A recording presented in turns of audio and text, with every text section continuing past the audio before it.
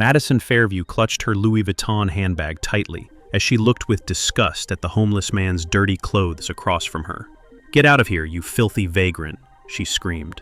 But 3 hours later, the same woman would be on her knees begging for forgiveness. The golden autumn sun cast long shadows across the pristine sidewalks of Beacon Hill, Boston's most exclusive neighborhood.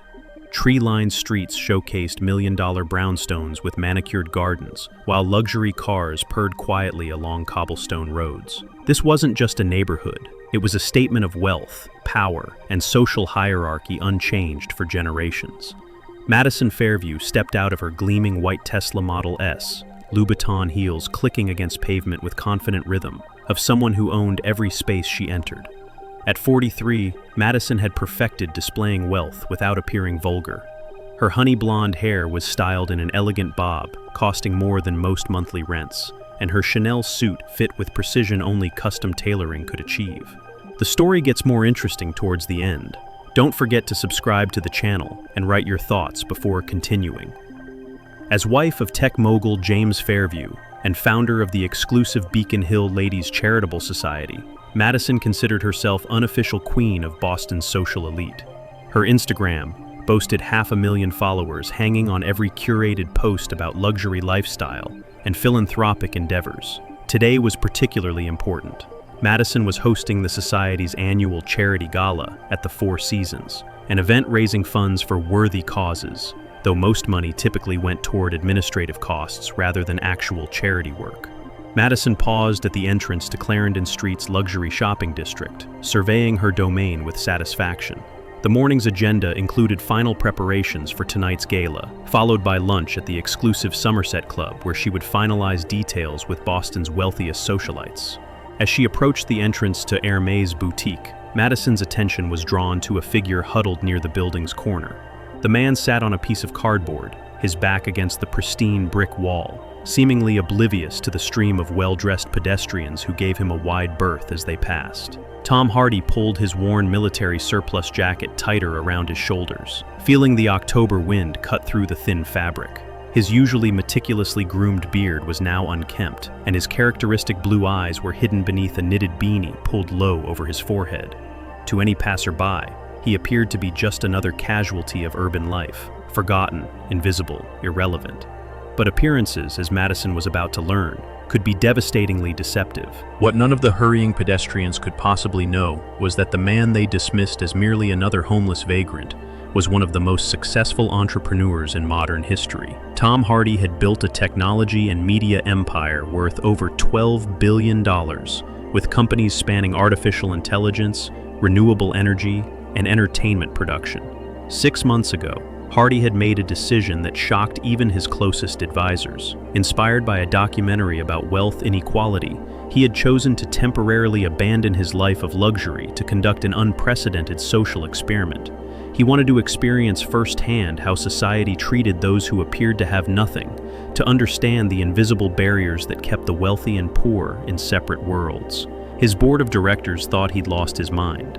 His publicists were in panic mode, but Hardy was determined to spend 6 months living authentically as a homeless person, documenting the experience for what would become the most important philanthropic project of his career. For 127 days, Hardy had navigated soup kitchens, homeless shelters, and the cold indifference of a society that seemed determined to pretend he didn't exist.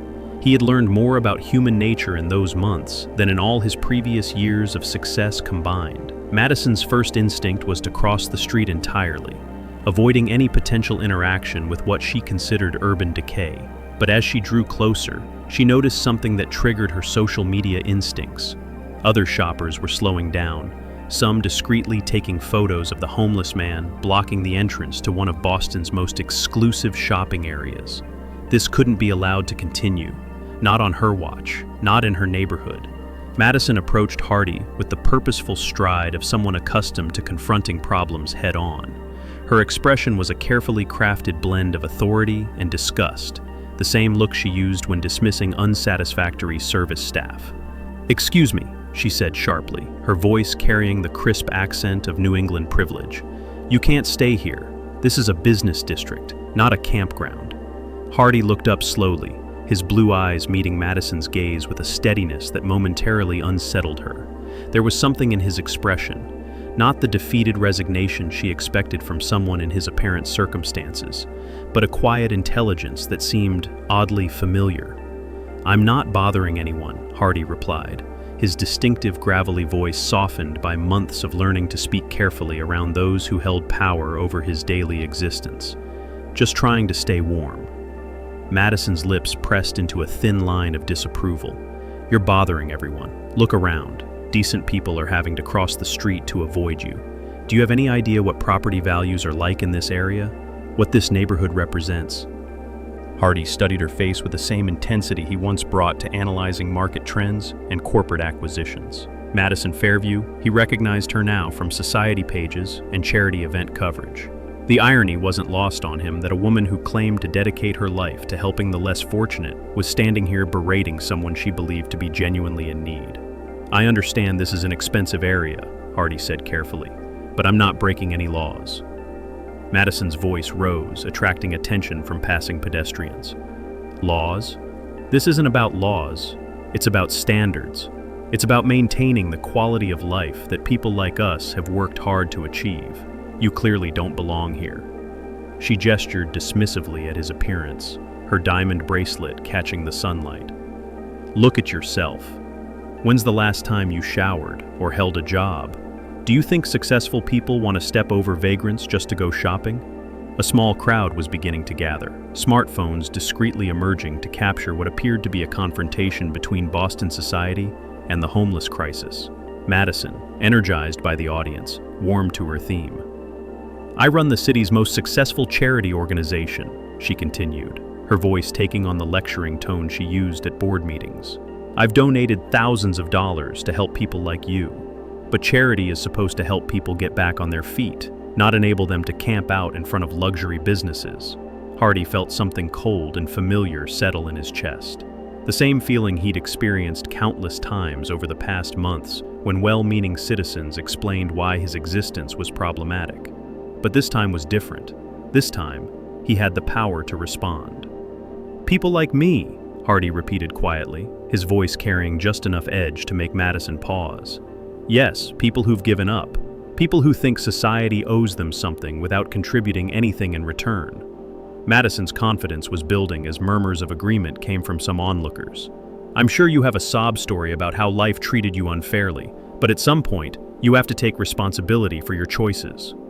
Hardy reached into his jacket pocket, a movement that made Madison step back slightly. But instead of producing anything threatening, he withdrew a small, weathered notebook, the kind he'd been using to document his experiences. "You're absolutely right about taking responsibility," Hardy said, rising slowly to his feet. At his full height, he commanded presence, even in torn clothing. People should definitely be held accountable for their choices. Something in his tone made Madison's confidence waver slightly. There was authority in his voice now, a subtle shift that seemed to change the entire dynamic of their interaction. Hardy opened the notebook, flipping through pages covered in neat handwriting. "For example, I've been documenting charitable organizations in this city. It's fascinating how much money gets raised versus how much actually helps people in need." Madison's eyes narrowed. "What are you implying?" "I'm not implying anything," Hardy replied, his voice gaining strength. "I'm stating facts. The Beacon Hill Ladies Charitable Society, your organization, raised $2.3 million last year. According to public records, only 18% of that money went to direct aid." The crowd was listening more intently now, sensing a shift in the conversation's direction. Madison felt the first flutter of unease. "How could you possibly know that?" she demanded. Hardy smiled for the first time, an expression that would have been instantly recognizable to anyone who'd seen his films or business interviews. "Because I make it my business to know how wealthy people spend money they claim is for charity." He closed the notebook and looked directly at Madison. "Tell me, Mrs. Fairview, when was the last time you personally served food at a homeless shelter? When did you last have a conversation with someone experiencing poverty that lasted longer than a photo opportunity?" Madison's face flushed. "I don't have to justify my charitable work to a vagrant." "No, you don't," Hardy agreed, but you might want to think about justifying it to someone who's about to become your largest potential donor." The words hung in the air like a bomb waiting to explode. Madison stared at him, processing what she just heard. Hardy reached into another pocket and withdrew a smartphone, not the basic model someone in his apparent circumstances should have, but a cutting-edge device that clearly cost more than most people's monthly salary. "Excuse me for a moment," he said politely, raising the phone to his ear. "Marcus, it's Tom. I need you to pull up everything we have on the Beacon Hill Ladies Charitable Society. Yes, I know it's short notice, but I'm having an interesting conversation with the founder." Madison's world tilted on its axis. The voice, the mannerisms, the confidence. Pieces were clicking into place with horrifying clarity. "Tom Hardy," she whispered, her face draining of color. Hardy ended his call and smiled at her with the same intensity that had made him one of Hollywood's most compelling actors and one of Silicon Valley's most feared entrepreneurs. "That's right, Mrs. Fairview. Tom Hardy, CEO of Hardy Industries, founder of Nexus Technologies, and apparently, according to you, a filthy vagrant who doesn't belong in your neighborhood." The crowd was growing larger now, phones openly recording as word spread through social media that something extraordinary was happening on Clarendon Street. Madison's mouth opened and closed soundlessly. Her carefully constructed world of privilege and assumed superiority was crumbling around her in real time. "You see," Hardy continued, his voice carrying the authority of boardrooms and red carpets, "I've been conducting a little social experiment. For the past 4 months, I've been living as a homeless person to understand exactly how people like you treat people like me." He gestured to the crowd around them. "And I have to say, Mrs. Fairview, you've provided one of the most illuminating examples of entitled cruelty I've encountered yet." Madison tried to speak, but Hardy wasn't finished. "The irony is beautiful, don't you think? You claim to dedicate your life to helping the homeless, but when faced with an actual homeless person, your first instinct is to dehumanize and remove them. You've raised millions in the name of charity while demonstrating that you view the people you claim to help as problems to be solved, rather than human beings deserving dignity." Hardy's phone buzzed with an incoming call. He glanced at the screen and smiled. "Perfect timing. Mrs. Fairview, I'd like you to meet someone." He answered the call and put it on speaker. "Richard, you're on speaker. I'm here with Madison Fairview from the Beacon Hill Ladies Charitable Society." A crisp British accent came through the phone clearly. "Tom, I've just received your message about investigating Mrs. Fairview's organization. The preliminary numbers are quite concerning." Madison's face went white. She recognized the voice, Richard Blackstone, one of Boston's most powerful financiers, and a man whose opinion could make or break charitable organizations in the city. "Richard," Madison stammered, "I can explain." "Mrs. Fairview," Richard's voice was coldly professional, "I'm looking at expense reports that show your organization spent more on catering and event planning last year than on direct aid to homeless individuals. As someone who's personally donated to your cause, I find this deeply troubling."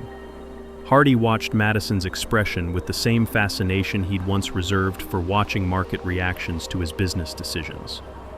"But perhaps most concerning," Richard continued, "is the video that's already going viral of you berating a homeless man, who happens to be one of our most important business partners. The hashtag charity hypocrisy is trending, and your organization is not being portrayed favorably." Madison looked around desperately. The crowd had grown to nearly 50 people, all recording, all watching her public humiliation unfold in real time. "Tom," she whispered, her voice breaking. "I didn't know. If I had known who you were," Hardy tilted his head, studying her with cold precision. "That's exactly the problem, Mrs. Fairview. You didn't know and you didn't care to know. You made assumptions based on appearance and treated another human being as less than yourself." He stepped closer, his voice dropping to a level that somehow carried more menace than any shout could. "The question now is, what are you going to do about it?" Madison's legs trembled as the full scope of her catastrophic error became clear. Her reputation, her organization, her entire social standing was crumbling with each passing second. Hardy wasn't finished with his lesson, but he could see she was beginning to understand. The homeless man she'd dismissed and humiliated was about to teach her the most expensive lesson of her privileged life. The reckoning had begun, and Madison Fairview was about to discover that true power had nothing to do with designer handbags and everything to do with character.